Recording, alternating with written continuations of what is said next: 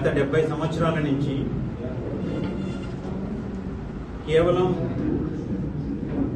రాజకీయాలలో సంబంధం లేకుండా ఉన్న హిందూ సంస్థలు మాత్రమే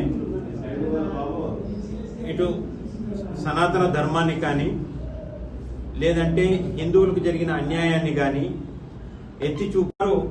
ఉప ముఖ్యమంత్రి అయి ఉండి కూడా సనాతన ధర్మం అంటే వన్ వే కాదు, ఇది 2 వే అని చెప్పడం, ఇలాంటి సనాతన ధర్మానికి జరిగిన ఏ ఇబ్బంది వచ్చినా కానీ, సనాతన ధర్మం మీద జరిగిన ఏ దాడినైనా కానీ నిర్మోహమాటంగా నేను ఖండిస్తాను, దానికే నేను ఉద్యమిస్తాను, నేను సనాతన ధర్మం వైపు నిలబడతాను అని చెప్పడం నిజంగా 75 సంవత్సరాల తర్వాత ఈ రోజు ఒక నాయకుడు రావడం మనం ఎంతో సంతోషించాలి. మామూలుగా మనం మాట్లాడేది రాజకీయాలకు అతీతంగా అని చెప్పి మనం మాట్లాడతాం, కానీ రాజకీయాలు లేనిది ఏ విషయాన్ని కూడా ముందుకు తీసుకుపోలేము అనే ఒక విషయాన్ని మనం గుర్తించాలి. ఉదాహరణకు తెలంగాణ ఉద్యమం రాజకీయంతో ముడిపడనంత వరకు అది ఒక ఉద్యమం లాగే ఉండింది. కేసీఆర్ గారు ఎప్పుడైతే దాన్ని రాజకీయంతో ముడి పెట్టినారో ఆ రోజు తెలంగాణ కేవలం 10 సంవత్సరాల లోపలనే వాళ్ళు తెలంగాణ సాధించుకోగలిగినారు. సో అంచేత మనం మొదటగా రాజకీయాలకు అతీతంగా మనం చేస్తాము అని అనుకునేదాన్ని ఎంతవరకు కరెక్ట్ అని చెప్పి మనం అందరం కూడా వాటిని విచారించి దోషుల్ని శిక్షించుంటే బహుశా చాలా బాగుండేది. ఈ రోజు రాముల వారి కాటి నుంచి ఈ రోజు శ్రీ వెంకటేశ్వర స్వామి ప్రసాదం వరకు ఈ రోజు ఎన్నో కలంకతాలు చేరినాయని చెప్పి మనం అందరూ కూడా నమ్ముతున్నాం.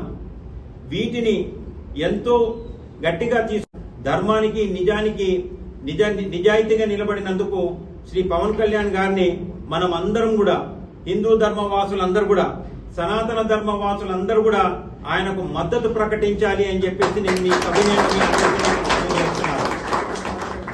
ఆయనకు మద్దతుగా గుంతకల్ పట్టణంలో త్వరలో ఒక ర్యాలీని ఆయనకు మద్దతుగా ప్రతి ఒక్కరు కూడా వచ్చి ఆయనకు సంఘీభావం, ఆయనకు మద్దతు నిలుస్తున్నాము అని చెప్పేసి యావత్ ప్రపంచానికి తెలిసే విధంగా మనం చేయాల్సిన అవసరం ఉంది.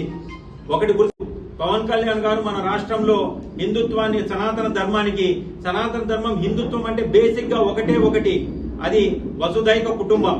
వసుదైక కుటుంబం అంటే ఈ ప్రపంచమంతటా కూడా ఒక కుటుంబంగా భావించాలి అనేది తప్ప ఏ ఒక్క మతానికో, ఏ ఒక్క వర్గానికో, ఏ ఒక్కరి దానికో వ్యతిరేకం ఏనాడు కాదు సనాతన ధర్మం. ఇది అందరినీ కలుపుకొని ఇది 2 వే. నువ్వు చేత హిందువులందరూ కూడా, సనాతన ధర్మవాసులు అందరూ కూడా ఖచ్చితంగా పవన్ కళ్యాణ్ గారికి మద్దతుగా ప్రకటించాలని చెప్పేసి పత్రికాముఖంగా వారికి అందరికీ కూడా నా హృదయపూర్వక ధన్యవాదాలు, నా హృదయపూర్వకంగా వారికి నేను విజ్ఞప్తి చేస్తాను. ఎవరైతే ఇది జరగలేదు అని చెప్పేసి నమ్ముతున్నారో, జరగలేదు అని అంటే ఫస్ట్ గా అందరం కూడా సంతోషించే విషయం ఇది జరగలేదు అనే ఒక విషయాన్ని మీదనే అందరం కూడా సంతోషిస్తాం. ఎందుకనంటే ఇదేదో దీన్ని ఒక లబ్ధిగా తీసుకోలేనిది కాదు. ఒక వెంకటేశ్వర స్వామి భక్తునిగా, ఒక సనాతన ధర్మవాసిగా, ఒక హిందువుగా, ఆ దేవుణ్ణి ఎల్లవేళలా కొలిచే ఒక వ్యక్తిగా ప్రతి ఒక్కరం కూడా జరగకుంటేనే బాగుంటుంది అని చెప్పి అనుకుంటున్నాం తప్ప ఇది జరుగుండాలని చెప్పి ఏ కోసాన కూడా మాకు లేదు. కానీ జరిగిందా లేదన్న ఒక విషయానికి వస్తే జరిగింది అని చెప్పేసి సాక్షాత్ ప్రభుత్వం చెప్తా ఉంది, టీటీడీ చెప్తా ఉంది, ల్యాబ్ రిపోర్ట్ జరుపుతా ఉంది. అది కాకుండా గత ప్రభుత్వంలో జరిగింది అని చెప్పేసి ఈ రోజు మేము దాన్ని నమ్ముతున్నాం. జరగలేదు అని చెప్పి వాళ్ళు చూపించుకోవడానికి కూడా, వాళ్ళని ప్రూవ్ చేసుకోవడానికి కూడా ఎంతో అవకాశం ఉంది. ఉదాహరణకు గతంలో జరిగిన శాంపుల్స్ తీయచ్చు, గతంలో వీళ్ళు రిపోర్ట్ పంపించిన రిపోర్ట్స్ బయటకు తీయచ్చు. వీటన్నిటిని కూడా తీసి ప్రజలకు ఇది జరగలేదు, మా మీద ఒక అబాండ వేసినారు అని చెప్పేసి వాళ్ళు రికార్డెడ్ ప్రూఫ్ గా చూపించగలిగినారని అంటే అంతకన్నా సంతోషించదగ్గ విషయం ఏ హిందువుకే గాని, ఏ వెంకటేశ్వర స్వామి భక్తునికి కానీ అంతకన్నా సంతోషించదగ్గ విషయమే లేదు.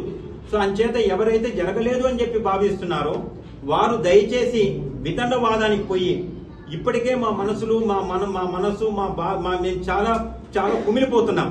సో దానికి ఇంకా మీరు కారం చల్లే మాటలు చెప్పకుండా విషయాన్ని విషయంగా పరిగణించి ఖచ్చితంగా సైంటిఫిక్ గా ప్రూవ్ చేయండి, ఒక డాక్యుమెంటరీ ఎవిడెన్స్ ద్వారా ప్రూవ్ చేయండి ఇది జరగలేదు అని చెప్పేసి ఖచ్చితంగా మేము మీకు మద్దతుగా ఉంటాము. జరగలేదన్న ఒక విషయాన్ని మీరిగిన చెప్తే, మీరిగిన ప్రూవ్ చేయగలిగితే అది నమ్మదగ్గ డాక్యుమెంటరీ ఎవిడెన్స్ గిన అయితే, ఒక విదండవాదం కాకుండా నమ్మదగ్గ డాక్యుమెంటరీ ఎవిడెన్స్ గిన అయితే మేము ఎవరి మీద అభాండాలు వేస్తుంటే వారికి క్షమాపణ చెప్పి వెంకటేశ్వర స్వామి సన్నిధిలో ఆయనకు మిమ్మల్ని మేము క్షమాపణ చెప్పి మా తలనీలాలు కూడా అర్పించడానికి మేము సిద్ధంగా ఉన్నాం.